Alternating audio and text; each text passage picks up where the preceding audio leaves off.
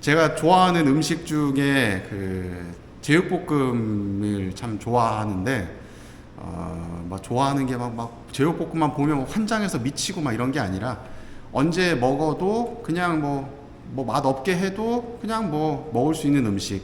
그래서 굉장히 좋아하는데, 한참 이제 좋아할 때에 어떻게 하면 더 맛있게 할 수 있을까, 그걸 고민하면서 요리 방법을 막 찾아봤어요. 레시피를 막 찾아봤죠. 그 중에 제일 유명한 레시피가 이 백종원 선생님의 제육볶음 레시피거든요. 그 레시피에 가장 큰 핵심이 두 가지 정도가 있어요. 그게 뭐냐면, 뭐 여기서 요리를 하시는 분들은 다 아시겠지만 제육볶음을 만드는 방법은 참 다양합니다. 누구는 뭐 고추장을 뭐 넣고, 또 누구는 뭐 그걸 또 재워가지고 다음날 해야 되고, 거기다가 뭐 배를 갈아 넣으면 맛있니, 뭐 뭘 넣으면 맛있니, 방법이 다양한데, 제가 먹어봤던 제육볶음 중에 제일 맛있었던 건 이 백종원 선생님이 올려주신 레시피였어요. 그거대로만 딱 하면 우선은 형제님들 10명 중에 한 9.5명은 다 맛있어 할 맛이 나와요. 그리고 자매님들은 딱 드시면 달다, 짜다, 맵다, 별소리가 다 나오는 맛입니다. 그래서 그거 이제 생각이 나서 최근은 아니고 예전에 사제관에서 고기가 있어가지고, 야, 제육볶음이나 해 먹을까 싶어가지고 이제 웍을 딱 꺼내다가, 그 레시피의 핵심은 고기부터 굽는 거예요. 고기를 탁탁탁탁 잘라가지고 먼저 웍에다 다 올리고, 불을 탁 켜서 기름이 그냥 우리 삼겹살 구워 먹듯이 기름을 쫙 내요. 그러면 삼겹살 기름이 이렇게 쭉 나올 거 아니에요? 거기에다가 뭘 하냐면 양념을 넣는 게 아닙니다. 먼저 뭘 넣죠? 아시는 분 있나요? 설탕을 넣어야 돼요. 설탕을 넣는다라고 할 때 거기 레시피 기준에서 비율이 있어요. 근데 뭐 비율도 물론 중요하지만 그 순서가 이 설탕을 먼저 넣어서 그 기름에 설탕이 녹고, 그리고 그 설탕의 단맛이 고기에 먼저 녹아들어야 된다고 이야기를 해요. 왜 그러냐면 짠맛이 먼저 들어가면 그 고기 안에 단맛이 침투가 안 된대요. 그래서 설탕을 먼저. 이렇게 얘기하니까 또 그닥그닥. 그전에는 그냥 백종원 설탕 하니까 이래 놓고서는 이렇게 설명하면 이제 그래서 요리를 딱 하려고 봤는데 고기도 다 넣고 이제 싹싹싹 하고 있는데 설탕이 없는 거예요. 이게 설탕이 핵심인데 이게 없으면 어떡하지? 막 다 뒤졌는데, 옛날에 어떤 유튜버가 그런 얘기를 한 적이 있거든요. 냉장고 문을 열면 우리 뭐 반찬통 말고 이런 소스통 넣는 곳 있잖아요. 거기를 잘 뒤지면 어느 집이든 청이 하나씩 있다. 그래서 그걸로 뭐 어쩌고저쩌고 했었던 말이 생각나서 문을 딱 열었더니 저희 집에도 있더라고요. 그게 왜 있는지 모르겠어요. 그래서 그걸 열어다가 유자청이었던 것 같아요. 그래가지고 그거를 그 설탕 대신에 이제 넣었죠. 그리고서는 이제 고기 양념을 쫙 해서, 원래는 거기에 설탕을 넣고 파를 썰어다가 파기름도 쫙 내서 그 풍미를 살려야 되는데, 설탕이 들어가서 기름이 쫙 돌아야 되는데 이거 뭐예요? 청을 넣으니까 삼겹살 어떻게 되겠어요? 끈적끈적해지고 막 타기 시작하는 거죠. 그래서 파기름이 안 나는 거예요.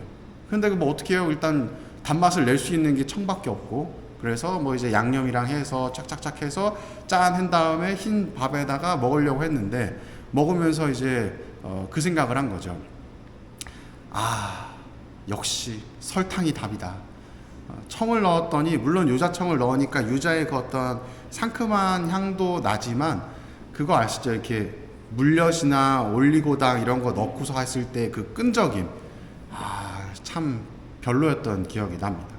그리고 그 요리를 할 때 또 한 가지 어려운 점이 있었는데, 이 파를 이제 썰려고 하는데, 여러분들은 다 이제 칼로 이렇게 탁탁탁탁 서시겠지만, 혼자 사는 사람들의 필수템 중에 하나가 무엇이 있냐면, 다 혼자 사시나 봐요. 가위가 있어요. 파 그냥 한 단을 이렇게 해놓고 그냥 칙칙칙칙 썰어서 그냥 넣거든요. 가위를 암만 찾아도 이게 눈에 보이질 않는 거예요. 그래가지고 파를 넣을 때도 좀 타이밍을 놓쳐서 넣고, 그래서 망한 요리를 먹었었다. 그 요리를 하면서 무슨 생각이 들었냐면, 무엇으로 대체될 수 없는 게 있구나 라는 생각과 더불어서 이 가위가 늘 있던 자리에 있지 않으니까 제가 계속 헤맸다는 것, 늘 두던 자리에 두어야 된다 라는 것을 느꼈습니다. 이제 무슨 얘기 하려는지 아시겠죠? 왜 쓸데없이 제육볶음 얘기를 했나 싶으실 텐데, 오늘 마태복음에 나오는 이 소금과 빛에 관련된 내용이 바로 이러하죠. 빛과 소금은 무엇으로 대체될 수 없다라고 이야기를 하고, 빛은 이 함지 속이 아니라 등경 위에 그 놓여야 되는 역할에 맞는 위치에 있어야 된다라는 이야기를 하고 있습니다. 물론 대체할 수 있는 것들이 물론 있죠. 설탕 대신에 유자청을 넣을 수도 있고, 또 가위 대신에 칼을 쓸 수도 있고, 하지만 그것을 대체했을 때에 나타나는 상황은 대체하지 않았을 때, 그러니까 설탕을 넣고 내가 가위를 했을 때와는 다를 겁니다. 청을 넣고 이 불편하게 또 칼 해가지고 도마도 설거지해야 되고 칼도 설거지해야 되고 하는 상황은 일어나지 않았겠죠.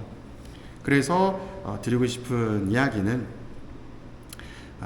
오늘 마태복음의 핵심이 이거예요. 예수님이 빛과 소금이다 라는 것이 아니라 누가 빛과 소금과 같은 사람이 되어야 된다, 바로 우리가 그러한 사람이 되어야 된다는 것이죠.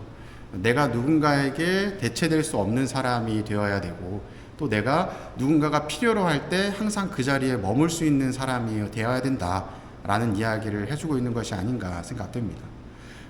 물론 대체될 수 있는 것들이 있다면 좋겠지만 비슷한 건 있어도 똑같은 건 없죠. 여러분들이 각자의 자리에서 할 수 있는 것들이 다 다양하실 겁니다. 여기서 복음으로 표현을 한다면 누구는 히말라야 소금일 수도 있고, 누구는 그냥 맛소금일 수도 있고, 다양한 소금이 있겠지만 같은 소금이라 해도 쓰임새가 다 다르죠. 여기 계신 분들도 마찬가지나 생각이 들어요. 다 각자가 가지고 있는 모습이, 역할이 다르죠. 그리고 그 쓰임이 다를 겁니다. 하느님께서 우리 모두에게 소금이 되라고 이야기했다고 다 똑같은 소금이 되라는 것이 아니라 내 삶 안에서, 나의 자리 안에서 무언가를 해낼 수 있는, 내가 고유하게 해낼 수 있는 역할을 원하시는 것이 아닌가 하는 생각이 듭니다. 그러니 나는 무슨 맛소금이라고 그냥 아무데나 흔하게 볼 수 있는 맛소금이야, 저 집은 막 핑크 솔트로 막 고급진 솔트인데 라고 비교하시는 것이 아니라 나는 나 나름대로의 역할이 있는 사람이구나 라는 생각을 가지고 신앙생활도 또 각자의 삶도 즐겁고 행복하게 영위해 나가셨으면 좋겠습니다. 사랑합니다.